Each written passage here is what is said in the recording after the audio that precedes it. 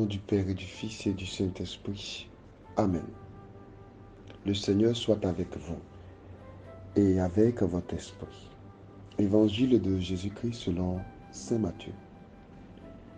Jésus était venu dans la région de Césarée de Philippe et il demandait à ses disciples, le Fils de l'homme, qui est-il d'après ce que disent les hommes?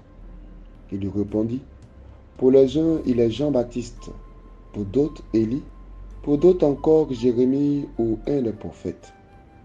Jésus leur dit, et vous, que dites-vous? Pour vous, qui suis-je? Prenant la parole, Simon-Pierre déclara, tu es le Messie, le Fils du Dieu vivant. Prenant la parole à son tour, Jésus lui déclara, heureux es-tu, Simon, fils de Jonas. Ce n'est pas la chair et le sang qui t'ont révélé cela, mais mon Père qui est aux cieux. Et moi, je te le déclare, tu es Pierre, et sur cette pierre, je bâtirai mon église. Et la puissance de la mort ne l'emportera pas sur elle. Je te donnerai les clés du royaume des cieux. Tout ce que tu auras lié sur la terre sera lié dans les cieux. Et tout ce que tu auras délié sur la terre sera délié dans les cieux. Acclamons la parole de Dieu. Louange à toi, Seigneur Jésus. Aujourd'hui est un jour consacré par le martyre des saints apôtres Pierre et Paul. Pierre, celui qui fut le premier à confesser la foi.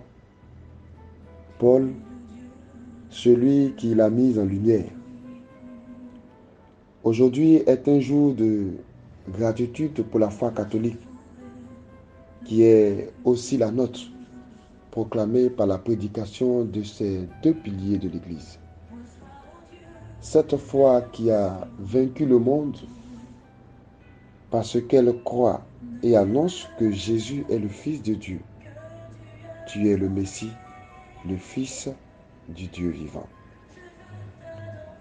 Les autres faits des apôtres Saint Pierre et Saint Paul envisagent d'autres aspects, mais aujourd'hui, nous contemplons ce qui nous permet de les appeler les premiers annonciateurs de la foi.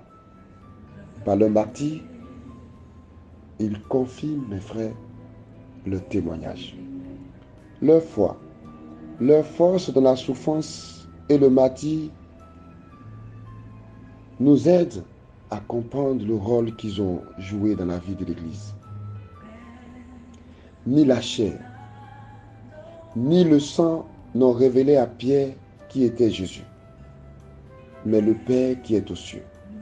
De même, la découverte de Jésus comme Seigneur par celui qui le persécutait fut pour Saul vraiment l'œuvre de la grâce de Dieu. Dans les deux cas, la liberté humaine que demande l'acte de foi s'appuie sur l'action de l'Esprit.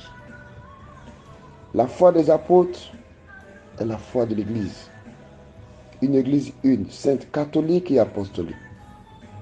Depuis la confession de Pierre à Césarée de Philippe, chaque jour dans toute l'Église, c'est Pierre qui dit, vous êtes le Christ, Fils du Dieu vivant. Depuis ce moment jusqu'à nos jours, une foule de chrétiens de tout âge, de toute culture, de toute époque et de tout ce qui fait des différences parmi les hommes proclament à l'unanimité la même foi. Par le baptême et la confirmation, nous sommes placés sur la voie difficile du témoignage, c'est-à-dire sur celle du martyre. Il faut donc, mes frères et mes sœurs, que désormais, nous soyons attentifs au laboratoire de la foi que l'Esprit Saint mène en thème à nous. En même temps, que nous prions humblement pour pouvoir exprimer la foi de l'Église. Demandons au Seigneur d'accorder à chacun de nous la force de Pierre et de Paul.